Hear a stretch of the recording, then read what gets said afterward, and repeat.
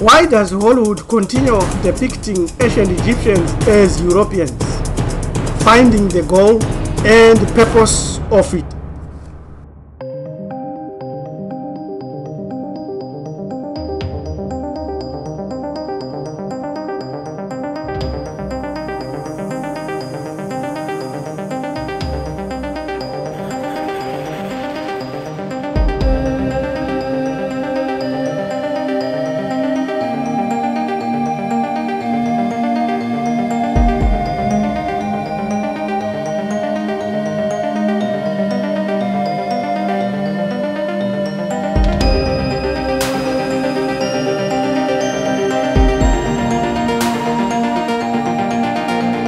An image depicting the fact versus the real.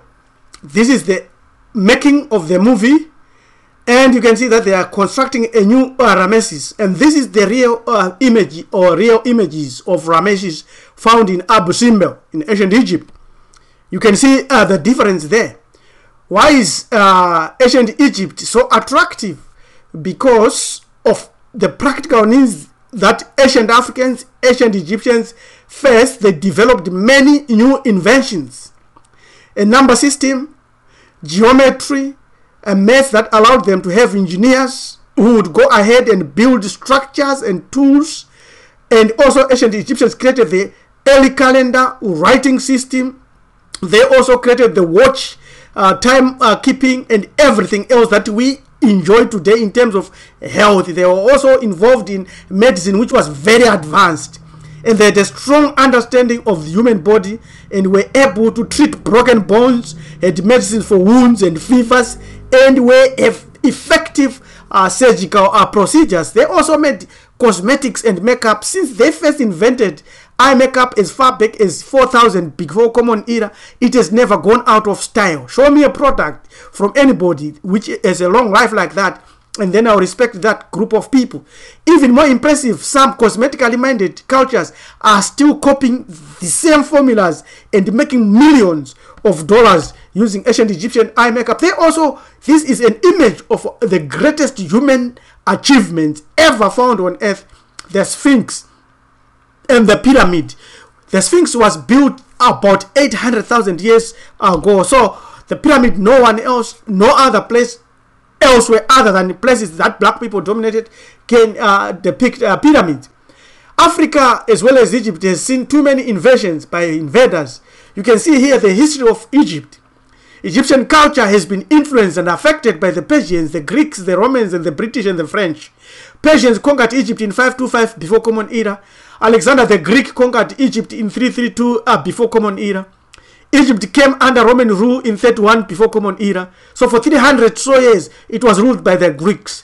Now from there, it was ruled by the Romans for 700 years until it was conquered by the white Arabs who came from Turkey.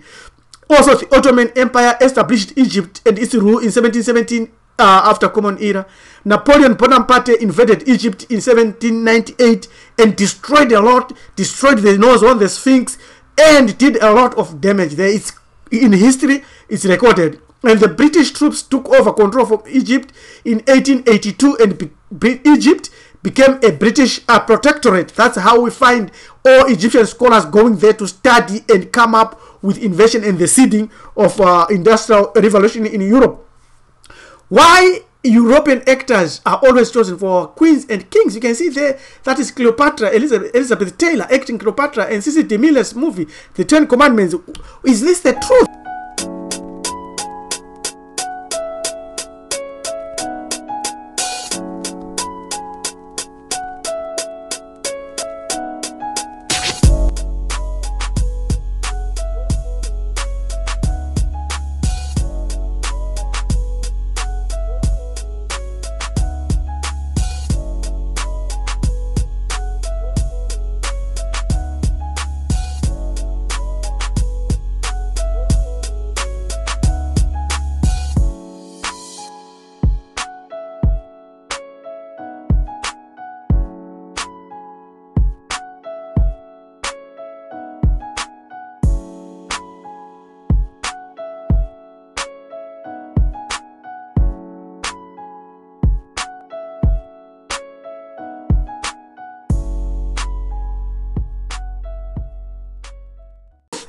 No, there is a purpose and there is a goal for that.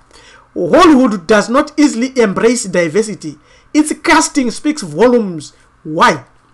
The media can be an instrument of change. It can maintain the status quo and reflect the views of the society, or it can hopefully awaken people and change minds. I think it depends on who is piloting the plane. Katie Couric, a journalist, said this. You can see there the image, the site. The real Egyptians. This is Puta. This is Puta. This is the creator of invention, or artistic creator, and the inventor and creator. You can see he's wearing the collar that Ngunis still wear today. Ngunis, Shanghans, Debeles, Zulus, we still wear this. I had this when I was growing up, and women wear their own called Shiakati. And this is the Oscar that is copied from that, is straightforward. So this is ancient Egypt. I love it. Was Cleopatra black or white? Hollywood, in its depictions of Cleopatra, has cast white actresses Vivian Leigh, Claudette Colbert, and Elizabeth Taylor. The script writers, of course, never met her, nor were they eyewitnesses. These movies subtly influence what the masses of people hold in their brains on how Cleopatra really looked like. So it's psychological. This is the level where it is operating on spiritual. Cleopatra was indeed an African queen, and she was obviously an African queen in Africa. Now, the famous Cleopatra that is shown is always shown as Cleopatra the Seventh. She was the 7th Egyptian ruler to bear the name Cleopatra. She was the last of the Ptolemy dynasty to rule ancient Egypt. Her story, everybody knows this. Hold this principle, it will become valuable soon.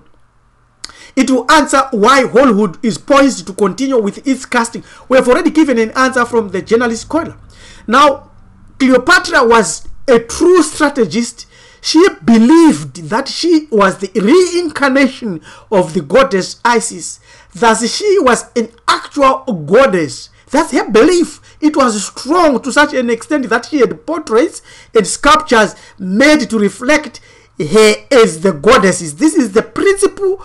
If you believe that you are not an ancient Egyptian, that ancient Egyptian in you as an African, it will come out and something else will come into you. And either you believe in the things that you are taught that have no connection with your ancestry, or you can borrow and root yourself to another which is not yours. The choice is yours.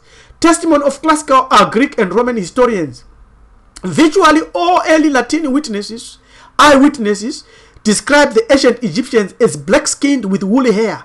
Several ancient Greek historians noted that Egyptians and Ethiopians had complexions that were melanchros, which most scholars translate as black, but others say it was dark or dark-skinned.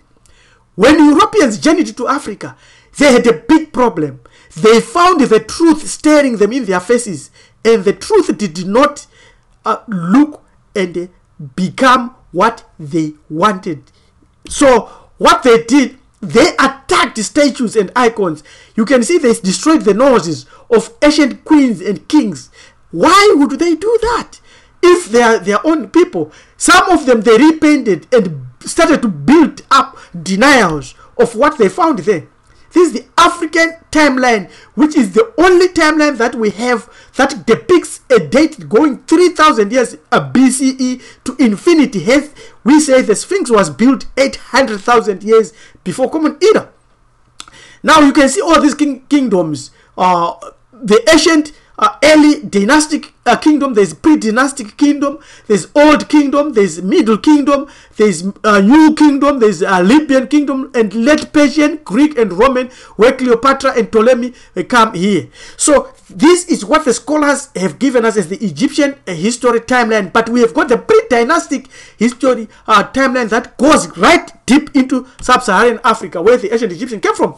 This is what we are showing here. This is sub-Saharan pre-dynastic ancient Egypt and Africa. You can see these are Africans. He is attacked by a lion. He has been captured and is punished. And this is historical. This is tribal. This is Pharaoh Dena. one of the earliest pre-dynastic rulers and the prime minister. I'll show you the next image. It's still Pharaoh Dena or Denga or and the prime minister, the wife. They are all Africans. You cannot say anything else. Here, there are 4 rulers holding the totemic symbols. This is the lion, this is the eagle, and this is the owl, and this is the shashro. The founders of ancient pre-dynastic kingdoms. What happened then? These are their descendants in the 1900s. And today, this is what we see. What's going on here?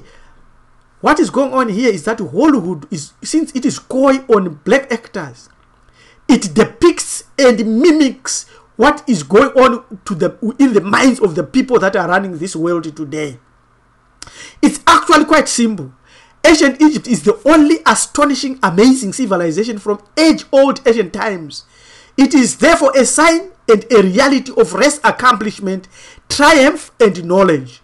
Thus, it is an unquestionable state of pride and wonder, because such achievement is absent elsewhere, specifically in Europe. The Europeans, who are a leading race today on this earth, want it. They need it to sustain their hollow ancient history.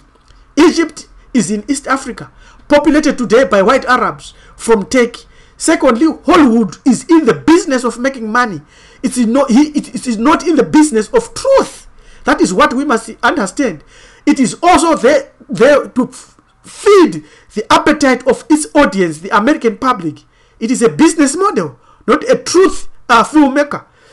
Thirdly, the writers esteem ancient Egypt very highly. Hence, subconsciously, they want to be like them, and thus end up mimicking what they want in their movies. Facts are to be planted and then dug up in Egypt, and we are entering the revisionism period. When you can see these images, these are not ancient Egyptians, but this is what people have in their minds today. When many Egyptian artifacts were first unearthed, Europeans were advancing a worldview that violently disagreed with much of what the archaeologists revealed. Since this cannot continue, as it clearly flew in the face of the current supremacist assumptions, it would therefore be necessary to interpret the evidence differently. Now catch me on this one. But much quicker to plant evidence to the contrary, thus destroying the darker person who is the original with a supplanter. This is what has happened. Clearly, straightforward. Save these images for your future references. This is a restorer outlining changes to be made. He is a white Arab. He is a European.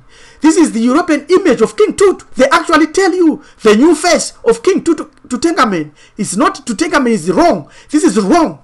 This is the university staff from the University of Chicago Oriental Institute changing everything. You can see they've got software there, computer software, dealing with these changes and planting these changes.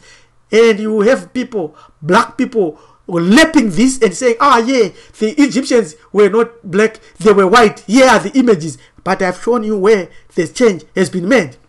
However, we are winning in this war. Let us share all we have. Never stop shouting proudly that our ancestors in Egypt, in Africa, in China, in Asia, in Europe, in Australia, in America, on earth, everywhere, were the original people in those lands. Greatest civilizers. And teach everybody who dares to listen that it's time for Africa to arise and reclaim all that is yours. This is Priest Teacher Rabbi Ellen Dumizulu. Thank you very much. Subscribe to our channel and share with many others. Pass on your comments. Critique us. Let us learn together. We live together. We shall die together. Thank you. Goodbye.